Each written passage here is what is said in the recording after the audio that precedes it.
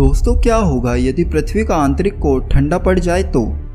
पृथ्वी, जिसका जन्म आज से लगभग 4.5 बिलियन ईयर्स पहले हुआ था, उस समय पृथ्वी जीवन के योग्य नहीं थी, परंतु धीरे धीरे यह ठंडी होने के साथ साथ जीवन के अनुकूल होती गई और आज पृथ्वी सभी ज्ञात ग्रहों में जीवन के लिए सबसे उपयुक्त ग्रह है। हमारी पृथ्वी की त्रिज्या 6371 किलोमीटर है, यानी आप अगर पृथ्वी के एक छोर को खोदना प्रारंभ करोगे तो 12,740 किलोमीटर के पश्चात पृथ्वी के दूसरे छोर तक पहुंच जाएंगे।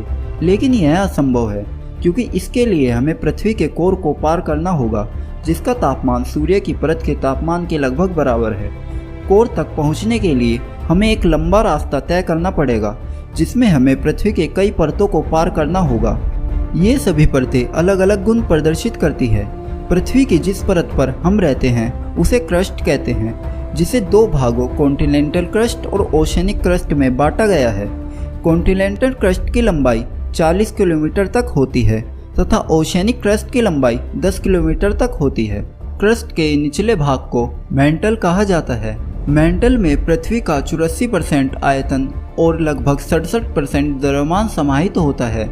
मैंटल 2900 किलोमीटर लंबी एक ठोस चट्टानीय परत है, जो मुख्य रूप से सिलिकेट और मिनरल्स की बनी होती है। मैंटल के नीचे तथा पृथ्वी के कोर में आयरन तथा निकेल ठोस व द्रव दोनों ही अवस्था में उपस्थित होते हैं। इस भाग को ही पृथ्वी का कोर कहा जाता है। दोस्तों, कोर दो भागों में बटा होता है, आउटर कोर और इनर कोर।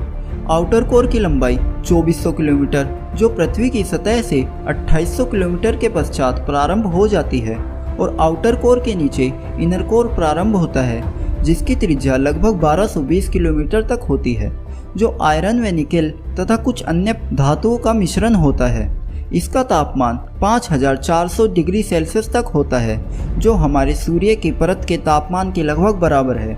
हमारी पृथ्वी जब घूमती है तो इनर कोर व आउटर कोर भी अलग अलग दिशाओं में गति करने लगते हैं, जिससे इनके बीच घर्षण उत्पन्न होता है और इस घर्षण के कारण वैद्युत करंट उत्पन्न होता है, जो पृथ्वी को मैग्नेटिक फील्ड प्रदान करता है, जो कि हमें ब्रह्मांड की जानलेवा रेडिएशन व सूर्य से निकलने वाले हाई चार्ज पार्टिकल से बचाता है तथा हमारे वायुमंडल को भी स्थिर रखने का कार्य करता है। जैसे कि मैंने बताया कि पृथ्वी के कोर का तापमान लगभग सूर्य की परत के तापमान के बराबर है, परंतु हम मान लेते हैं कि पृथ्वी के कोर का तापमान अचानक घटकर 0 हो जाता है और कोर लगभग जम जाता है। अब पृथ्वी की आउटर कोर व इनर कोर ठंड से लगभग जम चुकी है। ऐसे में इनके बीच कोई वैद्युत क्षेत्र उत्पन्न नहीं होगा और जिसके चलते पृथ्वी अपना मैग्नेटिक फील्ड खो देगी। मैग्नेटिक फील्ड खो जाने के पश्चात कंपास जैसे यंत्र काम करना बंद कर देंगे और समुद्री जहाज इत्यादि अपना रास्ता भटक जाएंगे। अब सूर्य से निकलने वाले हाई चार्ज पार्टिकल धीरे धीरे पृथ्वी की ओजोन परत को नष्ट करना चालू कर देंगे और हानिकारक रेडिएशन पृथ्वी के वायुमंडल में प्रवेश करने लगेगा।